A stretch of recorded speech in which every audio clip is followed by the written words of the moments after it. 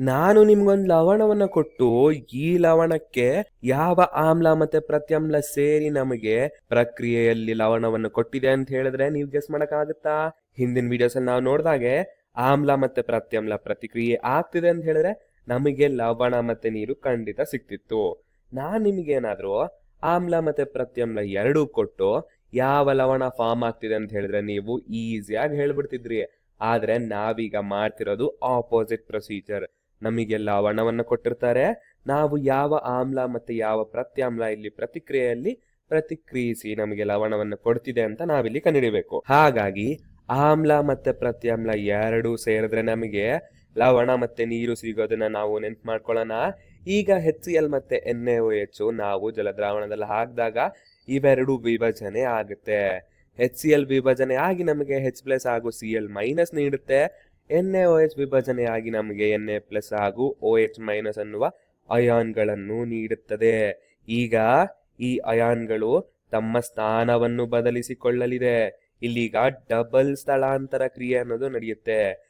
H+ ion ಹೋಗಿ OH- ಅಯಾನಿಗೆ ಆಕರ್ಷಿತವಾಗುತ್ತೆ. ಆಕರ್ಷಣೆ ಆಗಿ HOH ಅನ್ನೋದನ್ನ ಫಾರ್ಮ್ ಆಗುತ್ತೆ. HOH ಅಂತ ಹೇಳಿದ್ರು ಒಂದೇ, H2O ಅಂತ ಹೇಳಿದ್ರು ಒಂದೇ. ಇದನ್ನ ನಾವು ನೀರು ಅಂತ ಹೇಳಿ ಕರಿತೀವಿ. ನಂತರ ಈ ಸೋಡಿಯಂ ಅಯಾನ್ ಹೋಗಿ ಈ Cl- ಅಯಾನ್ನ ಆಕರ್ಷಣೆ ಆಗುತ್ತೆ. Na+Cl- ಎರಡು ಪರಸ್ಪರ ಆಕರ್ಷಣೆ ಆಗಿ ನಮಗೆ NaCl ಅನ್ನುವ ಲವಣ ಫಾರ್ಮ್ ಮಾಡಿ ಕೊಡುತ್ತೆ. ಹಾಗಾಗಿ ನಾವು ನೋಡೋದಾದ್ರೆ ಅಯಾನುಗಳು ತಮ್ಮ ಸ್ಥಾನ ಬದಲಾವಣೆಯಿಂದ ನಮಗೆ ಲವಣ ಮತ್ತೆ ನೀರನ್ನು ಕೊಡ್ತಿದೆ. ಇದರರ್ಥ ಏನಂದ್ರೆ ಆಮ್ಲ ಮತ್ತೆ ಪ್ರತ್ಯಾಮ್ಲ ಅಯಾನುಗಳು ತಮ್ಮ ಸ್ಥಾನವನ್ನು ಬದಲಾಯಿಸಿಕೊಂಡು ನಮಗೆ ಲವಣ ಮತ್ತೆ ನೀರನ್ನು ನೀಡಲು ಪ್ರತಿಕ್ರಿಯಿಸುತ್ತದೆ. ಇದೇ ತರ ಉಪ್ಪು ಮತ್ತೆ ನೀರು ಅಯಾನುಗಳೇನಿದೆಯೋ, ಈ ಲವಣ ಮತ್ತೆ ನೀರಿನ ಅಯಾನುಗಳು ಇವು ಸಹ ತಮ್ಮ ಅಯಾನುಗಳನ್ನು ಎಕ್ಸ್ಚೇಂಜ್ ಮಾಡ್ಕೊಂಡ್ರೆ ಆಮ್ಲ ಮತ್ತೆ ಪ್ರತ್ಯಾಮ್ಲ ಅನ್ನೋದು ಸಿಗುತ್ತೆ. ಇದನ್ನ ನಾವೀಗ ಪ್ರಯತ್ನ ಪಡೋಣ. ಈಗ ನಮ್ಮ ಹತ್ರ ಲವಣ ಇದೆ ಮತ್ತೆ ನೀರು ಸಹ ಇದೆ. ಈ ಅಯಾನ್ಗಳು ವಿಭಜನೆಯಾಗಿ ತಮ್ಮ ಸ್ಥಾನವನ್ನು ಬದಲಾಯಿಸಿಕೊಂಡ್ರೆ ಆಮ್ಲ ಮತ್ತೆ ಪ್ರತ್ಯಾಮ್ಲ ಅನ್ನೋದು ಖಂಡಿತ ಸಿಗುತ್ತೆ. ಹಾಗಾಗಿ ಈ NaCl ಲವಣ ಅನ್ನೋದು ವಿಭಜನೆ ಆದ್ರೆ ನಮಗೇನ್ ಸಿಗುತ್ತೆ? Na+ ಹಾಗೂ Cl- ಅನ್ನುವ ಎರಡು ಅಯಾನ್ಗಳು ಸಿಗುತ್ತೆ. ಅದೇ ರೀತಿ ಈ HOH ಅನ್ನೋದು ವಿಭಜನೆ ಆದ್ರೆ H+ ಹಾಗೂ OH- ಅನ್ನುವ ಎರಡು ಅಯಾನ್ಗಳು ಸಿಗುತ್ತೆ. ಈಗ ಈ ಅಯಾನ್ಗಳು ತಮ್ಮ ಸ್ಥಾನವನ್ನು ಚೇಂಜ್ ಮಾಡ್ಕೊಳುತ್ತೆ. ಈ ಸೋಡಿಯಂ ಹೋಗಿ ಯಾವ್ದನ್ನ ಅಟ್ರಾಕ್ಟ್ ಮಾಡ್ಕೊಳುತ್ತೆ? ಕರೆಕ್ಟ್, OH ನ ಆಕರ್ಷಣೆ ಮಾಡ್ಕೊಳುತ್ತೆ. Na+ ಹಾಗೂ OH- ಸೇರಿ ನಮಗೆ NaOH ಅನ್ನುವ ಪ್ರತ್ಯಾಮ್ಲವನ್ನು ಕೊಡುತ್ತೆ. ಯಾಕಿದು ಪ್ರತ್ಯಾಮ್ಲ ಆಗುತ್ತೆ ಅಂತ ಹೇಳಿದ್ರೆ ಇದರಲ್ಲಿ OH ಇರುತ್ತೆ. ಆಲ್ಕಹಾಲ್ ದ್ರಾವಣದಲ್ಲಿ OH ತನ್ನ ಸಾಂದ್ರತೆಯನ್ನು ಹೆಚ್ಚಿಸಿಕೊಳ್ಳುತ್ತೆ. ಅದೇ ರೀತಿ ಮತ್ತೊಂದು ಯಾವುದು ಆಮ್ಲ ಬೇಕಂತ ಹೇಳಿದ್ರೆ ಉಳಿದಿರ್ತಕ್ಕಂಥ ಅಯಾನ್ಗಳು ಯಾವುದು? H ಮತ್ತೆ Cl. ಈ H+ ಅಯಾನ್ ಹೋಗಿ Cl- ಅಯಾನನ್ನ ಆಕರ್ಷಿಸಿಕೊಳ್ಳುತ್ತೆ. H+ ಹಾಗೂ Cl- ಸೇರಿ HCl ಅಂತ ಆಗುತ್ತೆ. ಈ HCl ಅನ್ನುವ ಆಮ್ಲದಲ್ಲಿ ಹೈಡ್ರೋಜನ್ ಇದೆ. ಹಾಗಾಗಿ ಜಲದ್ರಾವಣದಲ್ಲಿ ಹೈಡ್ರೋಜನ್ ತಮ್ಮ ಸಾಂದ್ರತೆಯನ್ನು ಹೆಚ್ಚಿಸಿಕೊಳ್ಳುತ್ತದೆ. ಈಗ NaCl ಅನ್ನೋ ಲವಣದಿಂದ ನಮ್ಮ ಆಮ್ಲ ಮತ್ತೆ ಪ್ರತ್ಯಾಮ್ಲವನ್ನ ನಾವು ಹುಡುಕಿದ್ವಿ. ಅಂದಾಗೆ ಒಂದ್ ಕ್ಲಾರಿಫೈ ಮಾಡ್ತೀನಿ. ಈಗ ಮಾಡಿದೊಂದು ಟೆಕ್ನಿಕ್ಕು, ಇದರಿಂದ ಕೊಟ್ಟಿರುವ ಲವಣದ ಆಮ್ಲ ಮತ್ತೆ ಪ್ರತ್ಯಾಮ್ಲ ಮಾತ್ರ ಸಿಗುತ್ತೆ. ಹಂಗಂತ ಕೊಟ್ಟಿರೋ ಲವಣವನ್ನ ನಾವು ನೀರಲ್ಲಿ ಹಾಕಿದ್ರೆ ಆಮ್ಲ ಮತ್ತೆ ಪ್ರತ್ಯಾಮ್ಲ ಸಿಗುತ್ತೆ, ಅದನ್ನ ನಾವು ಯೂಸ್ ಮಾಡ್ಬೋದು ಅಂತ ಅಲ್ಲ. ಇದನ್ನ ತಲೆಲಿಟ್ಕೊಂಡು ಇನ್ನೊಂದು ಉದಾಹರಣೆನ ನೋಡೋಣ. ಈ ಬಾರಿ ನನ್ನ ಹತ್ರ ಕಾಪರ್ ಸಲ್ಫೇಟ್ ಅನ್ನುವ ಲವಣ ಇದೆ. ನಾವು ಯಾವ ಆಮ್ಲ ಮತ್ತೆ ಪ್ರತ್ಯಾಮ್ಲ ಸೇರಿ ನಮಗೆ ಈ ಲವಣವನ್ನು ಕೊಟ್ಟಿದೆ ಅಂತ ಕಂಡುಹಿಡಿಬೇಕು. ನಾವೀಗಾಗ್ಲೇ ನೋಡಿದೀವಿ ಅಯಾನ್ಗಳು ಡಬಲ್ ಸ್ಥಳಾಂತರಗೊಳ್ಳುತ್ತೆ ಅಂತ. ಸೊ ಈಗ ಕಾಪರ್ ಸಲ್ಫೇಟ್ ವಿಭಜನೆ ಆದ್ರೆ ನಮಗೆ Cu+2 ಹಾಗೂ SO4- ಅಂತ ಸಿಗುತ್ತೆ. ಅದೇ ತರ ಈ ನೀರು ವಿಭಜನೆ ಆದ್ರೆ H+ ಹಾಗೂ OH- ಅನ್ನುವ ಅಯಾನ್ಗಳು ಸಿಗುತ್ತೆ.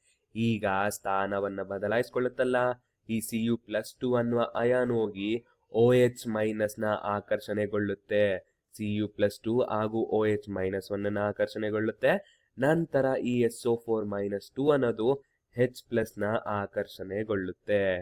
ಹೌದಲ್ವಾ? ಈಗ ಇಲ್ಲಿ ನೋಡಿ Cu+2 ಹಾಗೂ OH- ಇಲ್ಲಿ ಕಾಪರ್ +2 ಇದೆ, OH- ಇದೆ. ಇದು ಪ್ರತ್ಯಾಮ್ಲ ಆಗಿರುತ್ತೆ. ಯಾಕಂತ ಹೇಳಿದ್ರೆ ಇಲ್ಲಿ OH- ಇದೆ, ಇದರಿಂದ OH ನ ಸಾಂದ್ರತೆ ಅನ್ನೋದು ಜಾಸ್ತಿ ಆಗಿರುತ್ತೆ. ಇಲ್ಲಿ OH-1 ಇದೆ, ಆದ್ರೂನು ಇದು ಫೈನಲ್ ಫಾರ್ಮುಲಾ ಅನ್ನೋದು ಅಲ್ಲ. ಯಾಕಂತ ಹೇಳಿದ್ರೆ ಕಾಪರು +2 ಇದೆ, OH ಅನ್ನೋದು -1 ಇದೆ, ಇದು ತಟಸ್ಥ ಆಗಿಲ್ಲ. ತಟಸ್ಥ ಆಗ್ಬೇಕಂತ ಹೇಳಿದ್ರೆ ಕಾಪರು ಮತ್ತೊಂದು OH-1 ಅನ್ನ ಆಕರ್ಷಿಸಿಕೊಳ್ಬೇಕು. ಇಲ್ಲಿ OH-1 ಇನ್ನೊಂದಿದ್ಯಾ? ಇಲ್ಲ ಅಲ್ವಾ? +2 -2 ಸೇರಿದ್ರೆ ತಟಸ್ಥ ಆಗುತ್ತೆ. ಸೊ ನಮ್ ಫೈನಲ್ ಫಾರ್ಮುಲಾ ಬಂದು CuOH2 ಅಂತ ಆಗುತ್ತೆ. ಹೆಂಗ್ ಬಂತು ಅಂತ ಹೇಳಿದ್ರೆ ನಾವಿಲ್ಲಿ ಆವೇಶಗಳನ್ನ ಚೇಂಜ್ ಮಾಡ್ತೀವಿ. ಚೇಂಜ್ ಮಾಡಿದಾಗ ಇದು CuOH2 ಅಂತ ಆಗುತ್ತೆ. ಇದನ್ನ ನಾವು ಸಪ್ರೇಟ್ ಆಗಿ ಹೆಂಗ್ ಬಂತು ಅಂತ ನೆಕ್ಸ್ಟ್ ವಿಡಿಯೋದಲ್ಲಿ ಕಲಿತೀವಿ. ಸೊ ನಂತರ ಆಮ್ಲವನ್ನ ಕಂಡುಹಿಡಿಬೇಕಂದ್ರೆ ಇಲ್ಲಿ SO4-2 ಮತ್ತೆ H+ ಈ ಅಯಾನ್ಗಳು ಸೇರಿ ಆಮ್ಲನ ಫಾರ್ಮ್ ಆಗುತ್ತೆ. ಇಲ್ಲಿ ನೋಡಿದಾಗ್ಲೂ ಹೈಡ್ರೋಜನ್ 1 ಇದೆ, ಸಲ್ಫೇಟ್ ಅನ್ನೋದು -2 ಇದೆ. ಸಲ್ಫೇಟು ಇನ್ನ ಒಂದು ಹೈಡ್ರೋಜನ್ ನ ಅಟ್ರಾಕ್ಟ್ ಮಾಡ್ಕೋಬೇಕು, ಆಕರ್ಷಣೆ ಮಾಡ್ಕೋಬೇಕು. ಇನ್ನೊಂದು ಹೈಡ್ರೋಜನ್ ಇದೆಯಾ?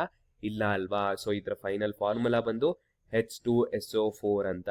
ಇದರ ಆವೇಶಗಳು ಸಹ ಇಲ್ಲಿ ಎಕ್ಸ್ಚೇಂಜ್ ಆಗುತ್ತೆ. ಇಲ್ಲಿರ್ತಕ್ಕಂಥ 1 ಇಲ್ಲಿ ಬರುತ್ತೆ, ಇಲ್ಲಿರ್ತಕ್ಕಂಥ 2 ಇಲ್ಲಿ ಚೇಂಜ್ ಆಗುತ್ತೆ. ಇದನ್ನ ಡೀಟೇಲ್ ಆಗಿ ನಾವು ನೆಕ್ಸ್ಟ್ ಕಲಿತಾ ಹೋಗ್ತೀವಿ. ಸೊ CuSO4 ಅನ್ನುವ ಲವಣದಿಂದ ನಮ್ಮ ಆಮ್ಲ ಬಂದು H2SO4, ನಮ್ಮ ಪ್ರತ್ಯಮ್ಲ ಬಂದು CuOH2 ಅಂತ ಆಗುತ್ತೆ.